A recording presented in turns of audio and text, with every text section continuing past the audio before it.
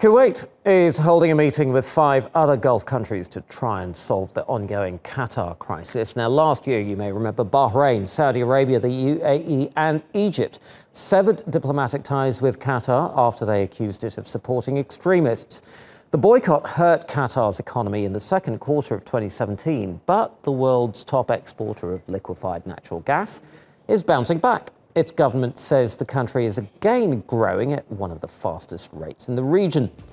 Now, in the third quarter of 2017, its gross domestic product rose by 1.9% from a year earlier. The IMF also predicts the economy will grow by 3.1% in 2018 compared to 2.5% in 2017.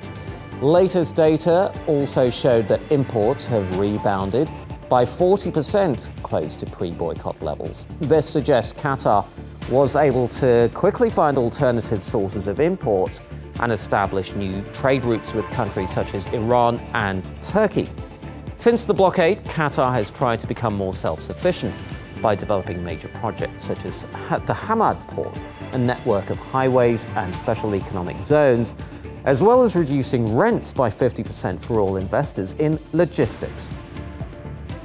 Let's get more on this now with Nawied Jabarkhyl, who joins me from Dubai. And hello, Nawied, nice to see you.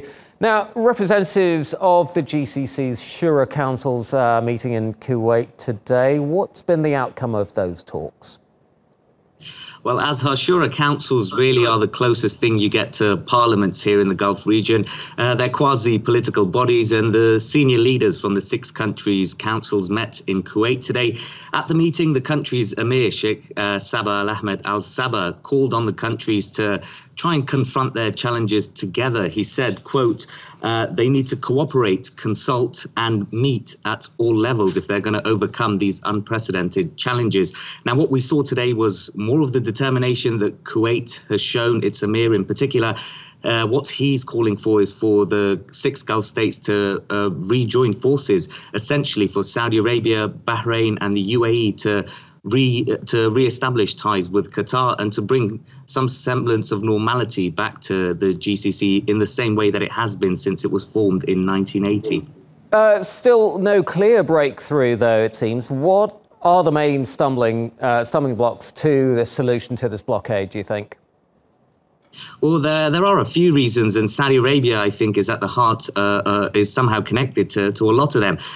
First of all, Saudi Arabia has domestic issues. Crown Prince Mohammed bin Salman has embarked on an unprecedented anti-corruption drive, which just in the last week we've seen 11 princes arrested in Saudi Arabia. So that's focused there. Their attention is focused on that domestically.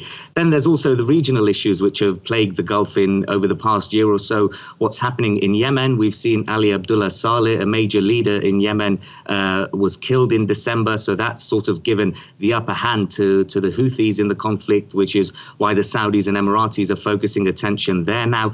And then, of course, as we usually talk about most of what happens in this region, it's the issue of Saudi Arabia and Iran. That's at the heart of what these sanctions were about.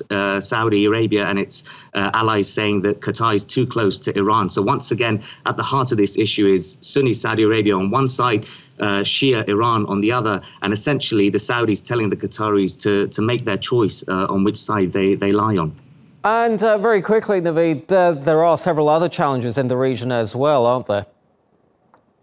Yeah, absolutely. I mean, economically, you mentioned there the 3.1% that the IMF says Qatar's economy will grow. That's actually better than a lot of other Gulf states. So low oil prices have really caused an economic slowdown in the region. It's caused governments really to start looking at how they subsidize their people, how they subsidize their economies. So essentially, low oil prices, in addition to the politics, it's brought on some unprecedented challenges here in the Gulf region. OK, Nawied Jabarkhyl in Dubai, thank you very much indeed.